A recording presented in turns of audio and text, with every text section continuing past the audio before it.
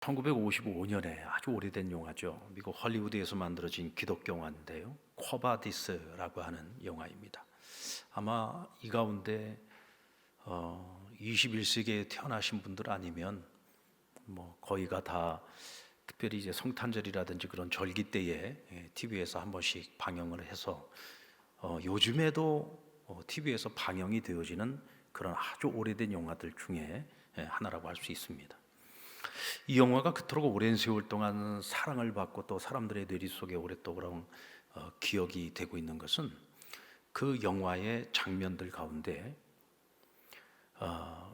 그 로마 황제였던 당시 네로의 가장 극심했던 그 핍박이 있을 때에 사도 베드로가 그 핍박을 피해서 로마를 빠져나오는 길에서 예수님을 만나게 되는 장면이 나옵니다. 바로 그 장면 때문에 사람들은 이 영화를 기독교 영화로서 더 기억을 하고 있는 것이고 또 이 영화를 많은 사람들이 기억을 하고 있는 것 같아요. 베드로가 예수님을 만나고 깜짝 놀라면서 묻습니다. 예수님, 주님 어디로 가십니까? 쿼바디스 도미네, 주여 어디로 가시나이까? 하고 물었어요. 그때 주님께서 대답하십니다. 내가 십자가를 지지 않으려고 하니 내가 십자가를 지러 로마로 들어간다. 그 말씀을 듣고는 베드로가 깜짝 놀랍니다.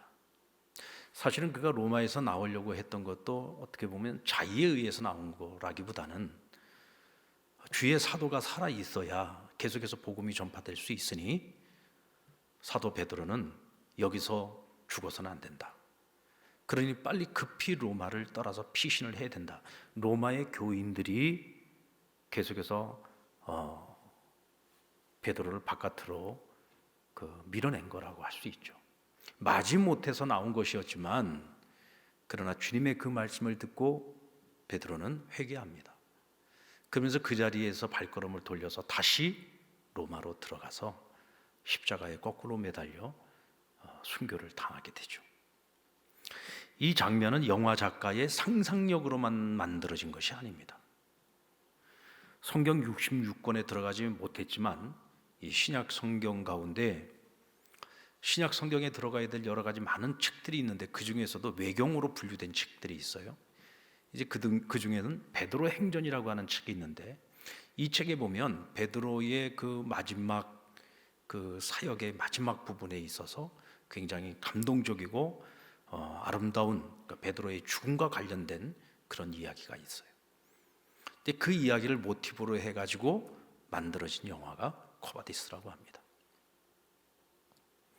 이 이야기가 사실이라고 하는 가정 아래에서 저는 오늘 이 밤에 쿼바디스 속편을 같이 한번 묵상을 하고 써내려 가보려고 합니다. 베드로의 죽음과 관련되어진 그 영화에서의 장면은 베드로가 십자가에 거꾸로 매달려서 죽는 것으로 끝납니다. 근데 만약에 속편이 만들어진다면 저는 베드로가 거꾸로 매달려서 마지막 임종하기까지 그가 주님과 함께 했던 그 시간들을 회상을 하는 것으로 속편은 시작이 될 거라고 저는 생각을 해요. 자, 그렇다고 한다면 베드로가 제일 먼저 떠올리는 과거 회상의 장면이 있다면 어떤 장면일까? 주님을 처음 만나서 주님께서 그를 처음 부르실 때의 그 장면일까? 장소는 비슷할 것 같아요. 근데 제가 생각을 할 때에는 지금 그가 이제 주님을 따르면서 결국은 주님이 걸어가셨던 그 십자가의 길을 따라서 주님은 똑바로 매달려서 돌아가셨지만 오늘 베드로는 거꾸로 매달려서 지금 십자가에 매달려 있단 말이죠. 이제 지금 죽음이 시시각각 다가오고 있습니다. 자, 이와 같은 상황에서 그가 제일 먼저 회상을 할 때 어떤 장면을 회상을 했을까? 아마도 부활하신 주님을 갈릴리 호수에서 다시 만났을 때에 주님과 그 만남의 그 추억을 제일 먼저 떠올리지 않았을까라는 생각을 해봤습니다. 그날 베드로는요, 주님을 만났을 때 정말 쥐구멍이라도 있으면 들어가고 싶었습니다. 주님을 만나고 싶지 않아서 갈릴리로 떠나온 것이었는데 주님께서 찾아오셨습니다. 너무나도 부끄러워서 주님의 얼굴을 낯을 들고 대면할 수가 없었어요. 어디든지 피할 구멍만 있으면 도망가고 싶었습니다. 그런데 주님께서 그런 베드로를 찾아오셔서 베드로야, 너 나 사랑하지? 하고 너 나를 사랑하고 있느냐고 3번에 걸쳐서 질문을 하십니다. 그리고 그를 끝까지 믿어주시면서 베드로야, 내 양을 먹여라, 내 양을 치어라, 그리고 내 양을 먹여 하고 그에게 사명을 맡겨주셨죠. 주님께서는요 알고 계셨어요. 이 베드로가 주님을 3번이나 부인한 것에 대해서 얼마나 큰 죄책감에 빠져 있는지. 주님은 그 제자의 죄책감을 덜어주고 싶었습니다. 이 죄책감의 늪에 빠져 있는 한은 베드로가 다시 일어서서 새로운 길을 걸어갈 수 없다는 것을 아셨기 때문에 그는 이제 또다시 다시금 일어나서 제자의 그 사명을 감당하기 위해서 또 땅끝까지 주의 복음을 전하러 나아가야 되는데 이 죄책감에 묶여 있는 한은 안 된단 말이죠. 그래서 이 죄책감으로부터 이 제자를 벗어나게 하시기 위해서 일부러 찾아오신 주님의 배려였다라고 하는 것을 베드로는 알고 있었습니다. 그리고 이어서 하신 말씀이 떠올랐습니다. 오늘 본문의 18절 말씀인데요, 우리 같이 한번 읽어보겠습니다. 시작. 내가 진실로 진실로 내게 이르노니 젊어서는 내가 스스로 띠뛰고 원하는 것으로 다녔거니와 늙어서는 내 팔을 벌리니 남이 내게 띠띠우고 원치 아니하는 것으로 데려가리라. 이 말씀을 훗날에 사도 요한은 이렇게 해석을 했습니다. 이는 베드로가 어떠한 죽음으로 하나님께 영광 돌릴 것을 가리키심이라. 그러니까 베드로가 죽음으로써 하나님께 영광을 올려드릴 것이다 라고 하는 것을 오늘 이와 같이 예수님께서 풀어서 설명을 해주셨다는 거죠.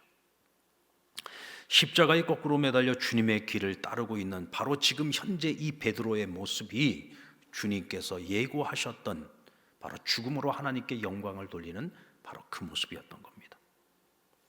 여러분, 거꾸로 매달린 이 십자가는요, 똑바로 매달리는 이 십자가의 그 고통보다 몇 배가 더 고통스럽습니다. 왜냐하면 사람의 몸을 거꾸로 매달아 놓고 장시간 시간이 흐르면 모든 피가 전부 다 거꾸로 흘러가지고 머리에 다 모이게 됩니다. 그러면 나중에는 머리가 거의 폭발, 거의 터지기 일보 직전까지 가는 거예요. 그 고통이라고 하는 것은 이루 말로 다 표현을 할 수가 없을 정도의 고통이죠.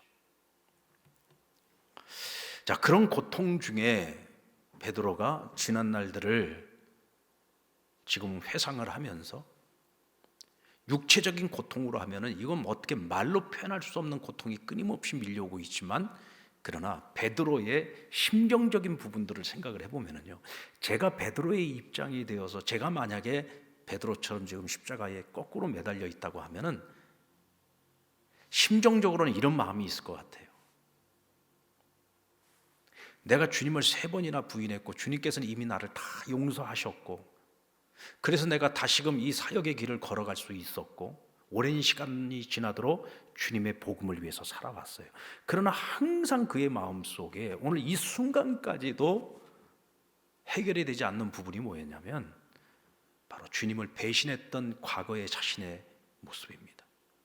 늘 그것이 주님 앞에서 죄송하고 아무리 하나님이 나를 용서해, 주님이 아무리 나를 용서해 주고 이해해 주셨다고 할지라도 내가 내 자신이 그것이 용서가 안 됐단 말이에요.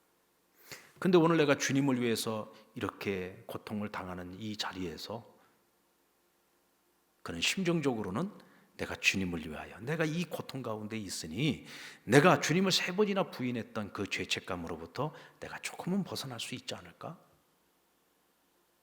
그 마음만큼은 내가 주를 위하여 내가 이런 고통을 당할 수 있다는 것이 오히려 감사함으로 받아들일 수 있지 않았을까라는 생각이 들어요.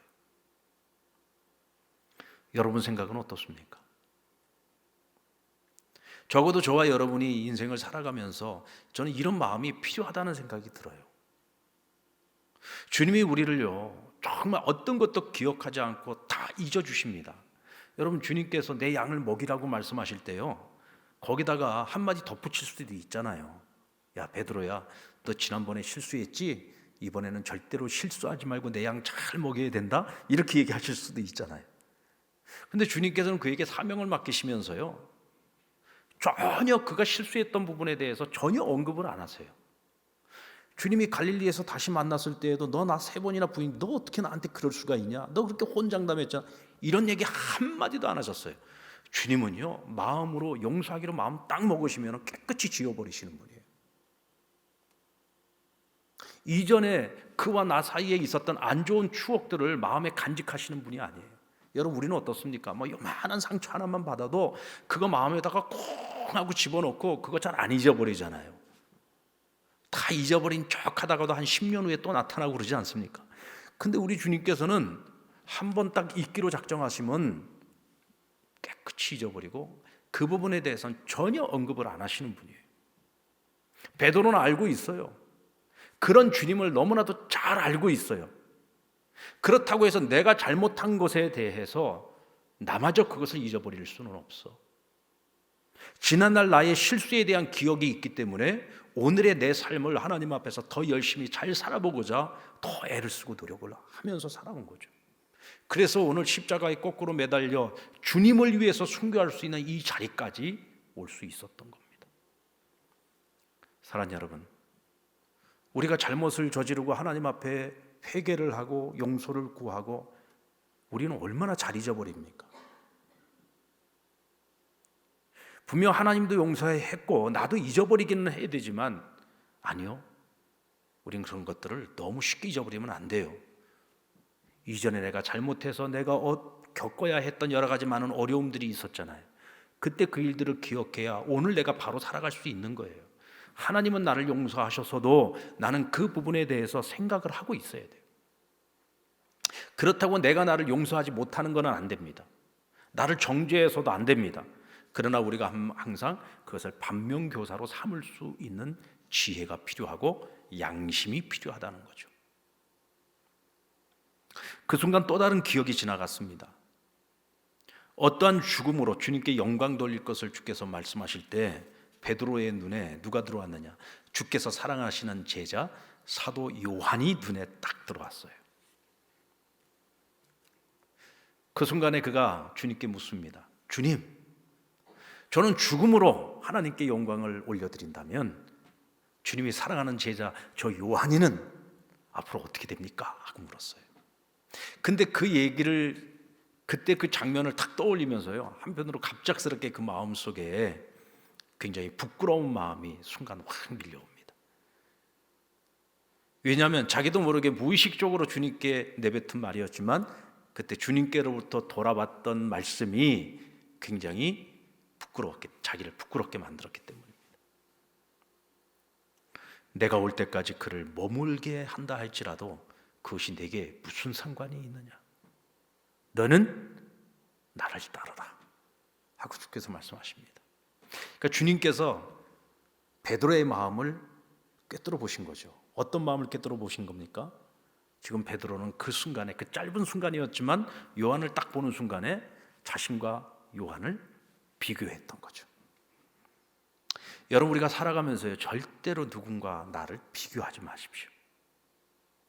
절대로 비교하지만 비교하면은요, 우리 스스로 상처받습니다. 오늘 베드로는 지금 비교를 하고 있어요. 요한과 자기를 비교하고 있지만 사실 엄밀하게 말하면 시기하고 질투하는 마음이라고 말할 수 있습니다.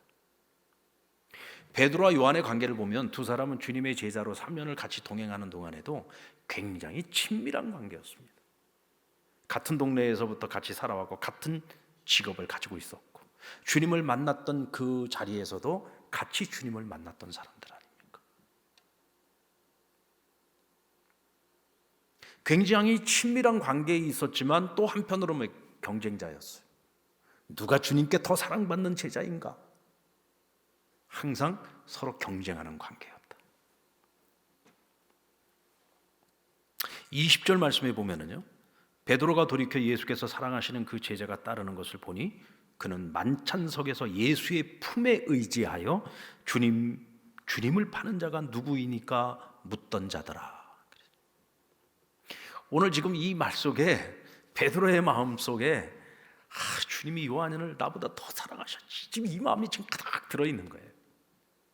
그리고 사실 여러분, 이 본문 말씀을 지금 이 요한복음을 기록한 사람이 누구예요? 사도 요한이에요. 어떻게 보면 자기에 관한 이야기를 지금 풀어서 지금 적고 있는 거예요.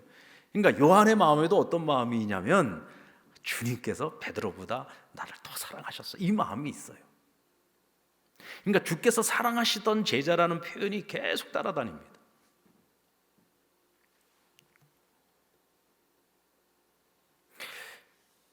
베드로는 요한을 자기의 경쟁자로 생각을 하는데 지금 현재 자기 자신이 요한보다 좀 밀리고 있다고 생각을 해요. 왜 그런 생각을 했느냐면 베드로나 요한이나 똑같이 예수님이 사랑했던 사람들이고 또 두 사람 모두가 다 예수님을 무척 사랑했던 제자들입니다. 그런데 주님께서 붙잡히시던 날 안나스의 집으로 끌려가실 때 그 예수님을 따라갔던 두 명의 제자가 있어요. 누굽니까? 바로 베드로와 요한입니다. 근데 그 집 안에까지 깊숙이 들어간 사람은 요한이었어요. 베드로는 거리를 두고 쫓아갔고 안나스의 집에 도착해서도 집 안에 들어가지 못하고 밖에서 서성거렸습니다. 거기서부터 밀리기 시작을 한 겁니다. 주님께서 십자가에 달려 돌아가실 때 그 십자가의 현장에 골고다 언덕에 예수님의 제자들 가운데 유일하게 그 자리를 지켰던 제자가 바로 요한이었습니다. 그리고 예수님께서 그 요한에게 자신의 어머니 마리아를 돌봐달라고 맡겨드리면서 이제는 너의 어머니다라고 그의 어머니 마리아를 요한에게 부탁했죠. 주님께서 부활하셨다는 소문을 듣고 빈 무덤으로 제일 먼저 달려간 제자가 바로 요한이었습니다. 그리고 갈릴리에 주님이 찾아오셔서 얘들아 하고 외치실 때 그 목소리가 예수님의 목소리인 것을 제일 먼저 알아들었던 사람이 바로 요한이었습니다. 그러니까 이런 것 하나하나를 생각하면 이 베드로가요 막 배알이 꼴리는 겁니다. 누구보다도 내가 예수님을 가장 사랑하고 예수님이 가장 사랑하는 제자는 나라고 생각을 했는데 현실적으로 보면 주님의 죽으심과 관련해서 자신이 너무 많은 실수를 했단 말이에요. 그러니까 나보다 주님이 더 사랑한 제자 요한이라는 마음을 마음속에 가질 수밖에 없었던 거죠. 베드로는 자신이 가야 할 고난의 길, 죽음의 길, 십자가의 길을 생각하면서 요한의 미래는 어떻게 될 것인가 굉장히 궁금했던 겁니다. 나는 죽음으로 영광을 돌린다면, 그렇다면 저 요한이는 어떤 모습으로 주님께 영광을 돌릴까? 나는 죽음이라면 저는 더 좋은 것으로 하나님께 영광을 돌리는 게 아닐까? 지금 막 스스로가 불편한 마음을 갖는 거예요. 왜요? 비교하니까. 여러분, 비교를 하거나 비교를 당하면은요 마음이 불편해질 수밖에 없는 거예요. 여러분 잘 생각해 보세요. 우리가 성경의 말씀, 신약 성경 특별히 복음서에서 예수님과 제자들의 관계 속에서 이루어진 일들을 가만히 읽어보면은 예수님께서 제자들을 두고서 제자 누구와 제자 누구를 비교해가지고 책망을 하거나 칭찬을 하신 예가 없어요. 그냥 그들이 다 같이 깨닫지 못하는 것 때문에 아직도 깨닫지 못하느냐고 그들을 책망한 적은 있어요. 그러나 누구와 누구를 비교해가지고 야 베드로야 너는 어찌 요한만도 못하냐, 야 너보다는 요한이가 훨씬 낫다, 이런 식으로 비교해서 칭찬을 하거나 책망을 하신 적이 단 한순간도 없었다는 거예요. 왜요? 주님은 아시기 때문입니다. 비교를 하는 그 순간에, 비교를 당하는 그 순간에 누군가는 상처를 받을 수밖에 없다는 것을. 제자들을 향한 주님의 사랑은요 다 똑같았어요. 특별히 누구를 더 사랑하는 거 그런 거 없습니다. 주님은 모든 제자를, 심지어는 자신을 파는 가룟 유다까지도 사랑하셨어요. 모든 제자를 똑같이 사랑하셨습니다. 단지 서로 간에 역할만 달랐을 뿐이고요. 또 어떤 일을 맡김에 있어서 비중만 약간의 차이가 있었을 뿐입니다.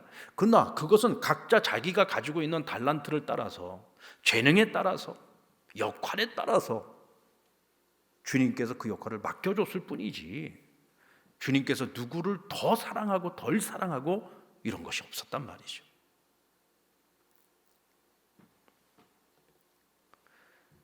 누군가와 나를 비교하기 시작하면은요, 누가 나에게 상처를 주는 것이 아니라 내가 나 스스로에게 상처를 주는 거예요. 나 스스로를 아프게 만드는 것입니다. 방금 전까지만 하더라도 내가 무슨 제자의 자격이 있어. 나 주님 3번이나 부인했던 사람인데, 주님께서 너 나 사랑하느냐고 물었을 때에도 즉답을 못했잖아요. 부끄러워서. 주님은 아시지요 라는 말로 오히려 그 답을 주님께로 돌리지 않았습니까? 그랬던 베드로가 요한을 딱 보는 그 순간에 갑자기 마음이 불편해진 거예요. 여러분, 이게 바로 인간의 연약함이라는 거죠.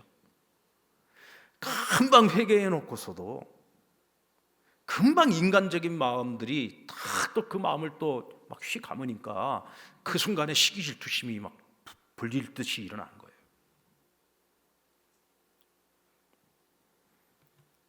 주님의 사랑을 확신하는 것은 굉장히 좋아요. 그러나 남과 비교하는 것은 그를 불행하게 만드는 겁니다. 여러분, 요한은요, 자기 자신에 관한 이야기를 쓰면서도 항상 주님이 사랑하는 제자라는 표현을 쓰고 있어요. 그런데 저는 이 부분은 굉장히 아주 정신적으로 좋은 거라고 저는 생각을 합니다. 하나님께서 이 세상에서 누구를 가장 사랑하실까? 여러분, 하나님이 이 세상에서 누구를 가장 사랑한다고 생각하세요? 베드로와 나를 놓고 하나님 누구를 더 사랑한다고 생각하십니까? 정신건강이 안 좋은 사람들은 항상 베드로를 더 사랑한다고 생각해요. 정신건강 좋은 사람들은요, 아니요, 그래도 하나님 나를 사랑하신다. 여러분, 이건 굉장히 좋은 겁니다. 그런데 여기서 한 걸음 더 나아가면 안 돼요. 다른 사람과 비교해서 그래도 하나님이 저 사람보다 나를 더 사랑하지, 이렇게 생각을 하면 상처받아요. 왜? 그렇지 않으면 상처받잖아요. 그리고 나보다도 어떤 때는 하나님이 저 사람을 더 사랑하는 것 같아, 이런 비교를 하고 상대방을 보게 되면 내가 상처받는 거예요. 그리고 이것은 절대로 하나님이 기뻐하시는 일이 아닙니다. 여러분, 각자 하나님께서요, 똑같이 사랑하는 사람이라도 하나님께서 맡기시는 사명이 달라요. 주를 위해서 죽어도요, 죽는 자리가 다 다릅니다. 다 같은 자리에서 죽는 게 아니에요. 복음을 전하는 사명의 길을 걸어가는 것은 모든 제자들에게 주어진 공통된 사역이었지만, 야고보 사도를 보십시오. 그는 제대로 사역을 해보기도 전에 붙잡혀가지고 옥에 갇혔다가 목베임 당해서 죽었습니다. 여러분, 토마스 선교사, 우리나라에 성경을 보급하고 복음 전하러 왔다가 그냥 성경책만 무트로 집어 던져놓고 목베임 당해서 죽었어요. 실제로 이 땅에 와가지고 제대로 한 거 없어요. 성경책 집어 던지고 목베임 당해서 죽은 것밖에 없습니다. 근데 그가 던져놓은 그 성경책이 조선인들의 집에 벽지로 붙는 그 순간서부터 사람들이 들어누워가지고 벽에 붙어있는 글을 읽다가 복음을 받아들이고 예수님 영접하고, 이런 기적과 같은 사건들이 일어난 거예요. 토마스 선교사의 사명은 죽더라도 가서 성경책을 집어 던진 거, 그게 그 사명인 거예요. 야고보는 제대로 뭐 한 것도 없이 목베임 당해서 순교를 당했지만 그가 순교당한 그 자체만으로도 그의 사명은 다 한 거예요. 그게 그 사명인 거죠. 사도 요한은 가장 오랫동안 장수한 사람입니다. 예수님께서 말씀하신 것처럼 내가 재림의 때까지 그가 있다 한들 그것이 너와 무슨 상관이냐라고 말씀하신 것은, 그가 주님이 재림하실 때까지 있는다는 얘기가 아니죠. 그때까지 있는다고 해도 네가 그건 뭔 상관이야? 너는 너의 길을 가면 되는 거지 왜 남의 일을 상관하냐? 남 상관하지 말고 너는 너의 길을 열심히 가련다 하고 주님께서 말씀하신 거죠. 시기 질투하지 말라는 거예요. 남이 뭘 하든 그거 신경 쓰지 말고 너는 너의 길만 가라는 거예요. 자기 일 열심히 안 하는 사람이 보면 늘 남을 보고 뭐라고 말이 많아요. 뭐 잘하는 둥, 뭐 못한다는 둥 말이 많아요. 근데 자기 일 열심히 하는 사람은요, 남 볼 틈도 없어요. 시간도 없어요. 남 상관하지 말고 너는 너의 길을 열심히 가. 왜? 앞으로 베드로가 걸어가야 되는 자기 길 그 하나만으로도 감당기가 어려울 만큼 어려워요. 그러니까 시기 질투하지 말고 남 상관하지 말고 너의 길을 가라고 말씀하신 거죠. 달란트 비유에서도 1달란트 받은 종의 비극이 뭡니까? 5달란트, 2달란트 받은 종을 주인이 더 인정하고 사랑하고 신뢰한다고 생각을 한 거예요. 왜? 나는 한 달란트만 받았으니까. 아니죠. 주인은 이 세 사람을 똑같이 사랑했고 똑같이 믿어줬고 똑같이 인정해 준 거예요.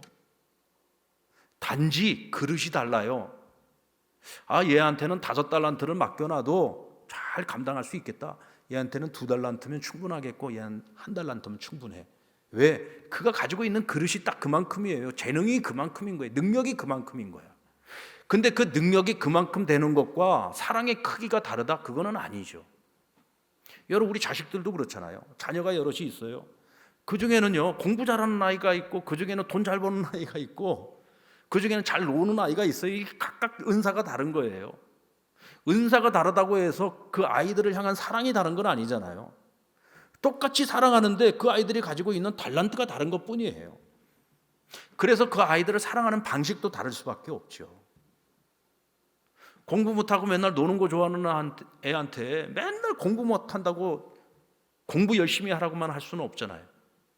공부 잘하는 아이한테는 너는 공부를 잘하니까 공부를 열심히 해가지고 훌륭한 사람이 되라. 노는 거 잘하는 애한테는 너 열심히 놀아가지고 나중에 연예인 되라. 각자 그 아이에게 맞게 사랑하는 것이고 사랑하는 방법도 다른 거죠. 주님께서 우리를 대하시는 것도 똑같습니다. 다르지 않습니다.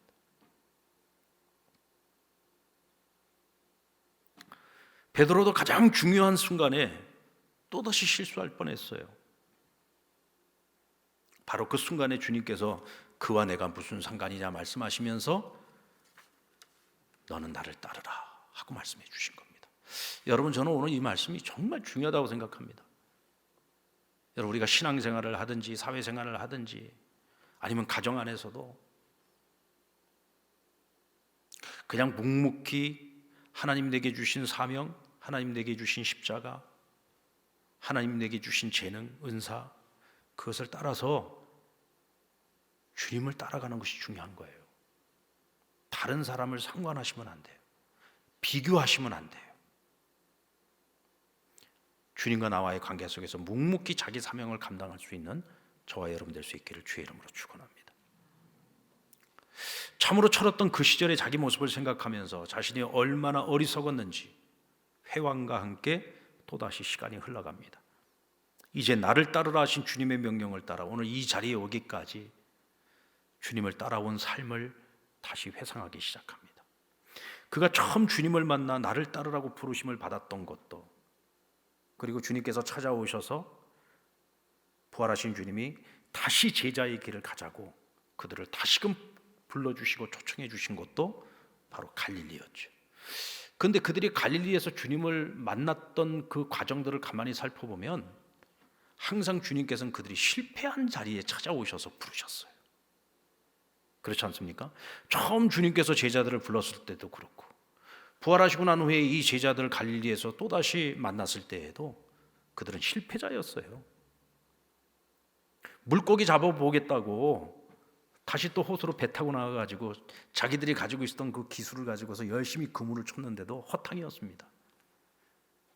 또다시 자기들의 한계를 경험하고 있을 때 주님께서 오셔서 야, 저기다 그물을 내려봐라 했더니 또다시 그물이 찢어질 만큼 물고기가 잔뜩 잡히지 않았습니까? 주님께서는요, 우리가 잘 나갈 때 우리를 부르시지 않더라고요. 성경에 나오는 인물들을 보십시오. 주님께서 쓰시겠다고 그들을 부르실 때 보면은 항상 그들이 광야에 있을 때 부르시는 것을 볼 수가 있어요. 나는 아무것도 할 수 없습니다. 내 힘으로 할 수 있는 것은 아무것도 없습니다. 나는 무능합니다. I'm nothing. 나는 아무것도 할 수 없습니다. 나는 아무것도 가진 것도 없습니다. 아무런 재주도 아무런 능력도 없습니다. 자기 한계를 경험하고 있을 때 주님께서 항상 그 사람들을 당신의 도구로 쓰시겠다고 부르시는 것을 볼 수가 있죠. 여러분, 주를 따르라 할 때 이 주를 따른다라고 하는 것은요, 똑똑한 사람들이 주를 따르는 게 아닙니다. 순종할 수 있는 사람들이 주님을 따르는 거예요. 내 생각이 많은 사람들 주님 못 따르죠. 따른다는 것은 뭡니까? 앞에서 이끄시는 대로 순종하면서 가는 거잖아요. 자기 생각이 많고 자기 스스로가 지혜롭다고 여기고 스스로 똑똑하다고 생각하는 사람들은 앞에서 이끌고 나가시면은요, 자꾸 why? 왜 가야 됩니까? 왜 오른쪽으로 가야 됩니까? 왜 왼쪽으로 가야 됩니까? 자꾸 자기 생각 가지고 자꾸 따지고 대들죠. 주님, 나는 지금 주님이 필요한데 왜 지금은 안 도와주시고 대체 언제 나를 도와주시겠다는 겁니까? 자꾸 내 생각 가지고 자꾸 따지는 거죠. 이런 사람들은 절대로 주님을 따라갈 수 없죠. 주님을 잘 따라가는 사람도 어떤 사람들이냐면요, 주님, 저는 아는 것도 없고 저는 재주도 없고 저는 별로 능력도 없습니다. 그냥 주께서 인도하시는 대로, 이끄시는 대로 저는 한 가지 딱 잘하는 거 있습니다. 따라가는 건 잘합니다. 그냥 따라가는 건 잘합니다. 여러분, 우리가 인생을 사는 것도 보니까 그렇더라고요. 자기 생각이 많고 자기 계획이 많은 사람은요, 다 인생살이가 고달퍼요. 근데 단순한 사람들, 그냥 주님을 믿고 주께서 이끄시는 대로 그냥 말없이 묵묵히, 때로는 바보처럼 그렇게 묵묵히 따라가는 사람들이 보면은요, 넘어져도 복을 받고 쓰러져도 복을 받고, 그렇게 넘어지다가는 가진 거 다 잃어버릴 것 같은데 오히려 넘어지는 그 자리에서 복을 받아요. 저는 목회를 하면서 참 그런 걸 많이 봤어요. 머리가 똑똑해서 세상에서 성공을 하고 부자가 되고 아니더라고요, 보니까. 여러분들, 우리가 예수님을 믿고 예수님을 따르는 것 똑같아요. 똑똑하다고 해서 우리가 신앙생활 잘하는 게 아니라 순종을 잘하는 사람이 신앙생활을 잘하는 거예요. 그런데 주님께서 말씀하셨잖아요. 너희가 나를 따르려거든 자기를 부인하고 자기 십자가를 지고 나를 따르라 그랬어요. 자기를 부인하지 않고는 절대로 우리가 주님을 따를 수 없어요. 자기를 부인한다는 것이 뭡니까? 내 생각과 주님의 생각이 달라도 내 생각을 포기하겠습니다. 무조건 주님의 뜻을 따르겠습니다. 이게 자기 부인이에요.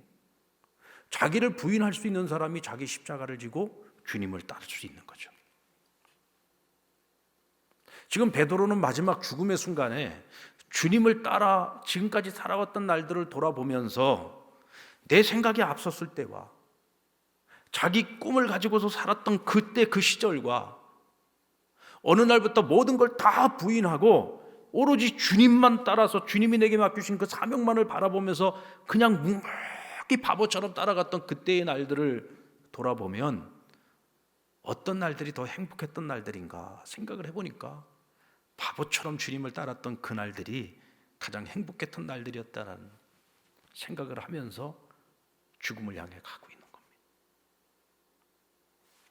그리고 주님을 따를 때는 주님과 거리를 두고 가지 말아야 된다는 것을 생각했어요. 안나스의 집으로 주님께서 붙잡혀 가실 때 베드로는 거리를 두고 쫓아갔잖아요. 거리가 멀어지면 멀어질수록 언제든지 도망칠 수 있는 준비가 돼 있는 거예요. 이런 사람은요, 배수진을 치지 않기 때문에 언제든지 배신할 수 있습니다. 요한복음 15장 5절에 보면 나는 포도나무여 너희는 가지라 그가 내 안에 내가 그 안에 있으면 사람이 열매를 많이 맺나니 나를 떠나서는 너희가 아무것도 할 수 없습니다. 주님께서 말씀하시는 나와 너희의 거리는 한 몸이에요. 너희가 내 안에 내가 너희 안에.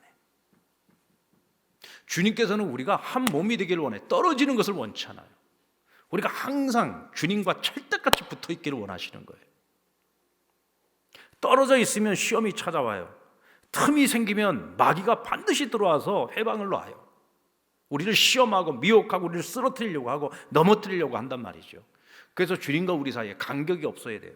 쫙 붙어 있어요. 주님과 멀어지니까, 거리를 두고 쫓아가니까 시험이 찾아왔어요. 여러분, 주님과 거리를 두지 마시기 바랍니다. 조금 있다가 열심히 하지. 조금 있다가 내가 지금은 바쁘니까 조금 있다가 내가 좀 열심히 하지. 여러분, 우리가요 주님을 가까이 하고 주님과 함께 하는, 주님과 동행하는 일에는요 절대로 나중이 없어요. 지금 내게 기회가 왔을 때 무조건 붙잡으셔야 돼요. 성경 공부할 기회가 있으면 무조건 붙잡아야 되고, 함께 기도할 기회가 있으면 무조건 붙잡아야 되고, 함께 선교할 일이 생기면 무조건 붙잡아야 되고, 함께 예배할 일이 있으면 무조건 붙잡아야 돼요.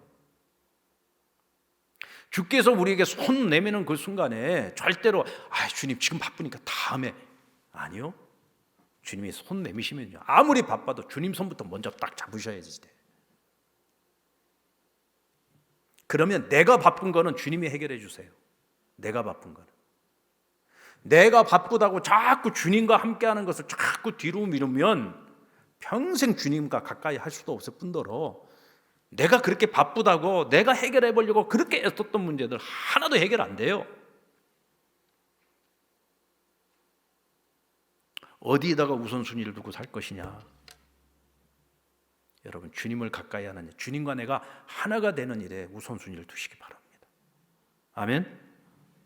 그리고 그 순간 평생 잊을 수 없었던 주님의 눈빛을 회상합니다. 어느 날의 눈빛이었을까요? 주님을 3번 부인한 그날, 주님을 3번 부인하는 그 순간에 예수님께서 고개를 돌려 베드로를 바라보셨습니다. 그때 베드로는 예수님과 눈이 마주친 거예요. 그때 예수님의 눈빛을 잊을 수가 없었어요. 그러면 그때 예수님의 눈빛은 어떤 눈빛이었을까요? 꾸중하시고 책망하는 눈빛이었을까요? 아니면 그 베드로를 걱정하고 근심하는 눈빛이었을까요? 주님께서는 그 사건이 있기 훨씬 그 이전서부터 이 베드로가 그런 실수를 할 것을 알고 계셨고 미리 예고까지 해주셨어요. 그 순간에도 주님께서는 제자 베드로를 걱정하셨어요. 염려하는 눈빛으로, 아이고 저놈이 또 실수하고 또 얼마나 가슴 아파하고 힘들어할까, 얼마나 죄책감에 빠져서 저 녀석이 또 힘들어할까, 이성보다 감정이 앞서는 놈이라 저것도 뭔 짓을 할지 모르는데 주님께서 다 걱정이 되는 눈빛으로 베드로를 바라보고 베드로하고 눈빛이 딱 마주치는 그 순간에 오히려 막 책망하는 눈빛, 꾸짖는 눈빛으로 쳐다보셨다면 양심의 가치가 좀 덜했을 거야. 그 순간에도 자기를 보고 걱정하는 눈빛, 주님의 그 눈빛을 잊을 수가 없었다. 이제 죽음이 거의 목전에 왔습니다. 이제 한숨 두숨 넘어가고 있는데 그때 그는 마지막 순간에 베드로를 찾아와서 위로하고 격려하시는 주님의 눈빛을 마지막 순간에 보게 됩니다. 베드로야, 조금만 더 힘내. 네 앞에 부활과 영생이 기다리고 있다. 하늘문이 열릴 거야. 하나님 아버지께서 너를 기다린다. 조금만 더 참아라. 이때 주님의 그 눈빛은 나를 위로하고 격려해 주시고 힘내라고 응원해 주시는 주님의 눈빛이었어요. 베드로는 마지막 숨이 넘어가기 직전까지 그 주님의 눈빛에 힘을 얻고 마지막 순간까지 숨을 고르면서 죽음을 맞이할 수 있었습니다. 사랑하는 여러분, 우리도 인생을 살아가면서 주님의 눈빛을 자주 대하게 됩니다. 주님은요, 우리를 꾸짖는 눈빛으로 쳐다보지 않습니다. 우리가 잘못하고 실수하고 넘어지고 자빠져도 주님께서는 우리를 꾸짖고 책망하는 눈빛으로 우리를 보시지 않고, 꾸짖고 책망할 일인데도 불구하고 나를 바라보시는 주님의 눈빛은 언제나 근심하고 걱정하고 염려하는 눈빛이라는 것. 내가 정말 힘들고 어려워 도저히 일어나기도 어렵고 무너져 갈 때 주님께서 나를 응원해 주십니다. 야, 조금만 더 힘내. 조금만 더 힘내. 요 순간만 넘기면 된다.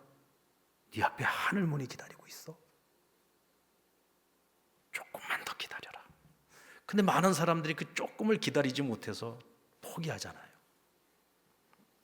여러분, 혹시 지금 우리 인생에 뭔가를 포기해야지 될 때가, 아니 포기하고 싶은 마음이, 열심히 기도하고 있는데도 기도의 응답이 없는 것 같아서 모든 걸 다 내려놓고 포기하고 싶을 때가 있습니까? 여러분들이 믿음을 가지고 정말 하나님이 기뻐하시는 일이라고 생각을 하고 계속해서 기도해 오신 일이라면 포기하지 마십시오. 어쩌면 지금 내가 너무 힘들고 너무 고통스럽다면 지금 그것이 이루어질 날이 코앞에 있는 겁니다. 이때 여러분, 나를 응원해 주시는 주님의 눈빛을 볼 수 있기를 원합니다. 그 눈빛을 보시려면 기도하셔야 됩니다. 우리가 기도할 때 주님께서 그 따뜻한 눈빛으로, 응원해 주시는 그 눈빛으로 우리를 격려해 주실 것입니다. 사랑하는 여러분, 오늘 우리가 코바디스 속편을 같이 한번 십자가에 거꾸로 매달려 지금까지 걸어온 길, 또 주님과 함께 했던 순간들, 살아오면서 그가 하나님과의 관계 속에서, 주님과의 관계 속에서 깨달은 것들, 그것들을 회상하면서 이제 마지막 임종을 맞이했습니다. 아마 그 순간에 베드로는 생각했을 거예요. 내가 로마로 돌아오기 정말 잘했어. 이 십자가는 바로 내가 져야 하는 십자가였어. 만약 이 십자가를 주님이 대신 와서 졌다면 난 다시는 주님을 볼 수 없었을 거야. 내가 이곳에 오길 정말 잘했고 이 십자가는 내가 감당해야 될 십자가였어. 이제 내가 다 이루었도다. 아버지, 내 영혼을 받아주십시오. 그리고서 눈을 감습니다. 이렇게 코바디스 속편은 끝이 납니다. 여러분, 우리가 각자 감당해야 될 우리 자기 십자가가 있습니다. 여러분들 그 황성주 박사 아시죠? 그 황성주 생식으로도 유명하잖아요. 뭐 지금은 기업이 됐어요. 기업이 돼서 또 굉장히 선한 일들을 많이 하고 계시는 분인데, 이분이 고등학교 다닐 때요, 자기 학교에서 전교 450등을 했답니다. 굉장히 공부 못하는 학생이었던 거죠. 그런데 자기 학교에 자기가 정말 존경하는 선생님, 양인옥이라고 하는 선생님이 계셨는데, 이 양인옥 선생님이 은퇴를 하는 자리에서 은퇴사를 하는데, 자기가 지금까지 평생을 살아오면서 가장 보람이 있었던 때는 섬에서 봉사를 할 때였다라고 고백을 했다고 합니다. 근데 그 고별사를 들으면서요, 이 어린 학생의 마음에 갑자기 비전이 생긴 거예요. 그래, 나도 의미 있고 가치 있는 인생을 살아야 되겠다. 나도 우리 선생님처럼 평생을 남을 위해서 봉사하는 삶을 살아야 되겠다. 그럼 나는 무엇으로 내가 봉사하는 삶을 살 수 있을까?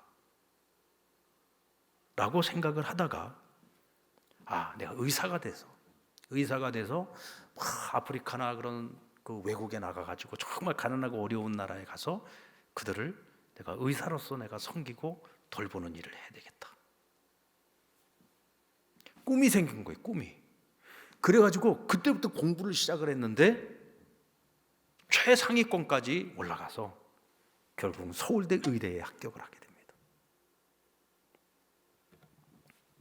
그리고 학교에 들어가서도 꿈이 어떤 꿈을 갖게 되냐면, 내가 서울대에 있는 모든 학생들, 서울대생, 전교생에게 복음을 전해서 그들을 다 예수 믿게 만들어야 되겠다.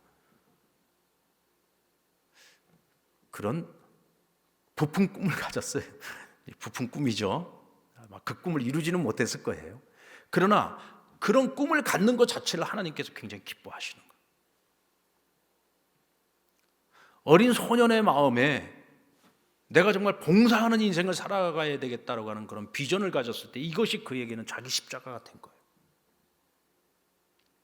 내가 이 십자가를 지기 위해서 내가 의사가 돼야 되니까 어떻게 해야 돼요? 자기를 부인해야죠. 놀고 싶은 거 포기해야죠. 내가 다른 거 하고 싶은 거 다 포기해야 돼. 의사가 되려면 일단은 내가 목표하는 서울대 의대를 들어가야 되니까 다른 거 다 제껴놓고 열심히 공부해야 되는 거야. 그 꿈을 이루기 위해서. 자기 십자가를 지기 위해서는 자기 부인을 해야 돼요. 그리고 서울대학에 가서도 자기의 꿈을 버리지 않았어요. 내가 봉사하는 삶을 살아야 되겠다. 그래서 대학생 때부터 사랑의 봉사단을 만들었어요.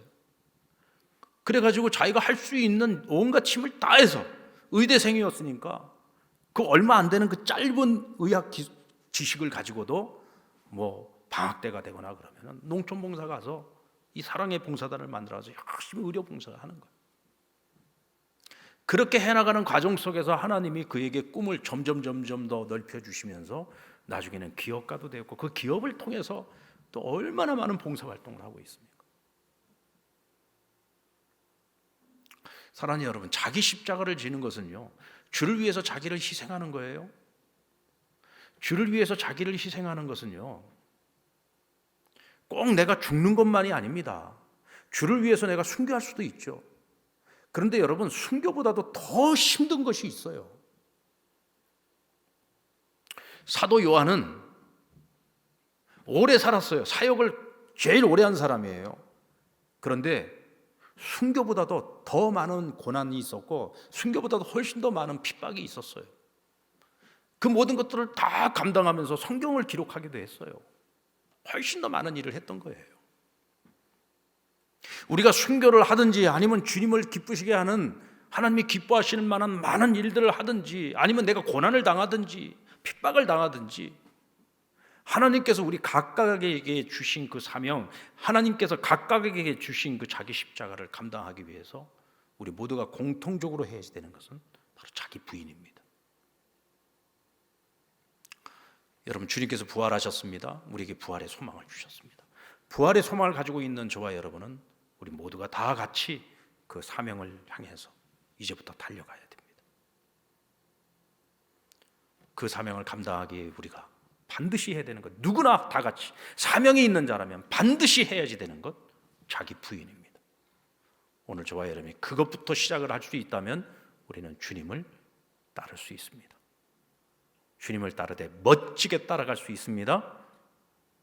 그래서 베드로처럼 우리도 멋진 마지막, 다 이루었다고 말할 수 있는 그 자리까지 주님과 함께 할 수 있기를 주의 이름으로 축원합니다.